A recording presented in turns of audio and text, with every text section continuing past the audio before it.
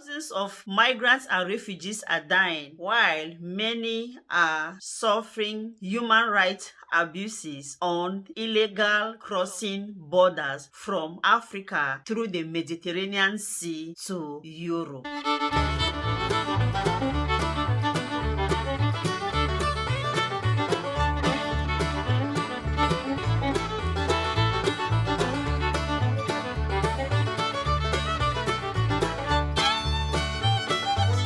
Hey gracious, welcome back to my YouTube channel FORMIGREF, Friends of Migrants and Refugees. I am Mado, a social and immigration worker based in Germany. On this channel, we talk about issues related to migration, migrant experiences, migrant stories, gender-based violence, and any trending issue that could be of help to you. Please do like, share, and subscribe for more informative and educative videos.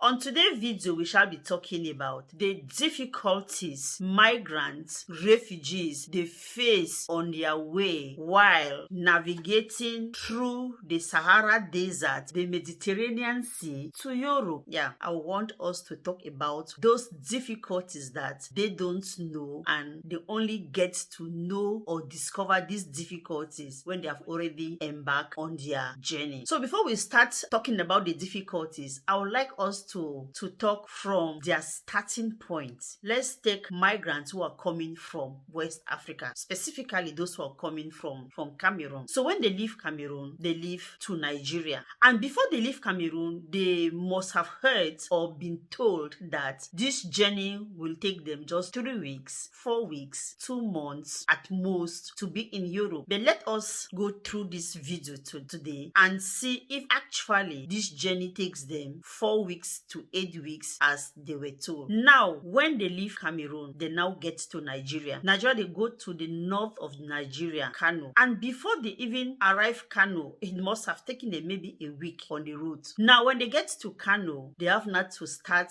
looking for smugglers and traffickers.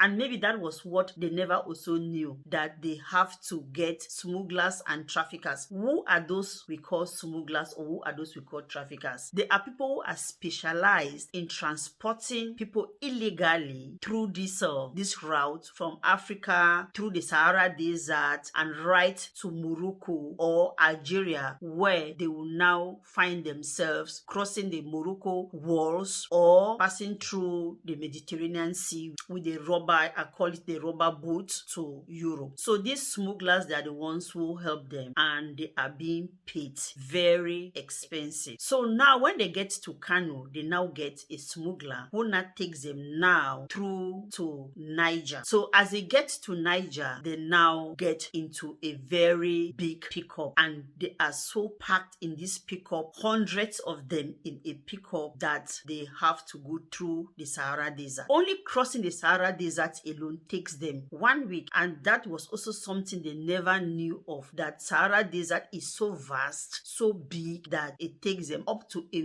week to cross the Sahara Desert. Now, the Sahara Desert alone is so dangerous. It's a danger zone for even the traffickers and the travelers. Now, through the Sahara Desert, if you fall off the pickup, sometimes you are left there on your own. And in most cases, sometimes some of them, they die on their way. In the Sahara Desert, they don't have anything. They don't have water. They don't have food. They don't have anything green. You just see but sand all over in the Sahara Desert. So what maybe some of them don't know that they should know is that when they are taking this route, they should make sure they have enough food in their bags. They should make sure they have enough water in their bags, especially water, to cross the Sahara Desert, because you'll be so thirsty. There are some people who get to the Sahara Desert, they are tired, they are sick, and they die. Sometimes they drop them off there and they are gone. Or sometimes if the driver is kind enough, they stop there quickly, dig a hole, you are buried, and they are gone. And that is the reason why sometimes most of them who travel, the parents back home don't hear any story, any news again from them, because your parents might not know if you ended in Nigeria or you ended in the Sahara Desert or in Algeria or in the Mediterranean Sea. So sometimes there is no news about you from your parents, and they are left worried. They are really worried because they don't know about your situation. So now if you are successful through the Sahara Desert, you now get now to Tamarasset. That is a town in Algeria. Now from there you continue now to Algeria. Now in Algeria now, that is exactly where the trouble also starts. In Algeria, before some of them they even arrive Algeria, they don't have money again. And even if you have money, the money might not even be enough for you to pay for you to cross the Mediterranean Sea. So what most of them they do in Algeria is that they start calling their family members back home or maybe abroad to support them financially for them to cross the Mediterranean Sea or to cross the walls of Morocco. So now, and some of them sometimes they reach there, they start doing prostitution because they don't have money, they don't have any person to support them. So they are faced now doing prostitution. And sometimes even the traffickers, the smugglers, they are even the ones that they sexually abuse them. They abuse them sexually in front of their male colleagues that they are traveling together with. Sometimes even the police at the border, sometimes they face these difficulties on the way that they did not know about them. You never knew that a trafficker would be the one to be abusing you sexually, or a policeman would be the one to be abusing you sexually. The boys, they never knew that they will find themselves sleeping maybe in the forest. There is a very large forest there that most of them they go and spend their time in the forest. They sleep in the forest, and then in the day they come in the city in Algeria. They help to do maybe building. They help in factory or where they are building houses. They help to carry blocks to get small money to buy something to eat. I know of so many cases that I have come in contact with. Some of them they don't even some of them they even end up in people's garbages. They pick food to eat and pick food to take back to the forest where they sleep. Their shelter is in the forest where they sleep, and it is a very hard life. It is a very hard life. And before they realize, they have spent 3 months, 4 months, 5 months, 6 months in Algeria. Yes, now they are now searching for money and also looking for a possible way to cross the Mediterranean Sea or to cross the walls of Morocco to enter into Spain, or to cross the Mediterranean Sea to get to Spain or to get to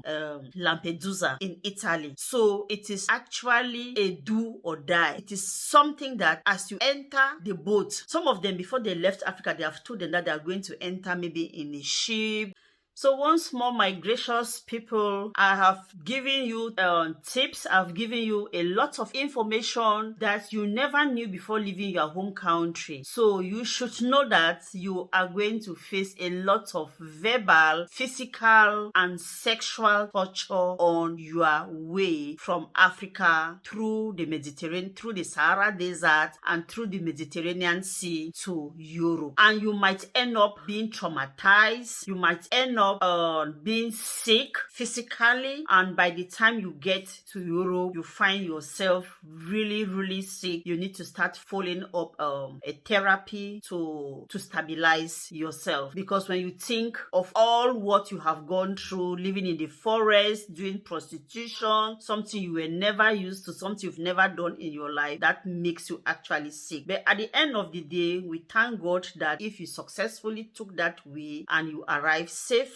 good and fine. But for me, I will never advise somebody to come through that route because it is so dangerous. Your life is at stake. You are either tortured by your traffickers, your smugglers, physically, as I earlier said, emotionally, verbally, sexually, financially, you are drained. So it is something I would not advise somebody to take. And again, to navigate yourself through that water, the sea, to enter Europe, it is so risky. Many people have lost their life in that journey. So I advise people strongly not to take that route. But again, it is a matter of choice. I can only give the advice, but you will be the one to make your decision. But it is always good to know what awaits you on the way. So thank you so much once more for watching, and please do not hesitate to click at the notification button so that you'll be the first to always be informed whenever a new video is uploaded. See you next week on our next topic. Bye. Love you.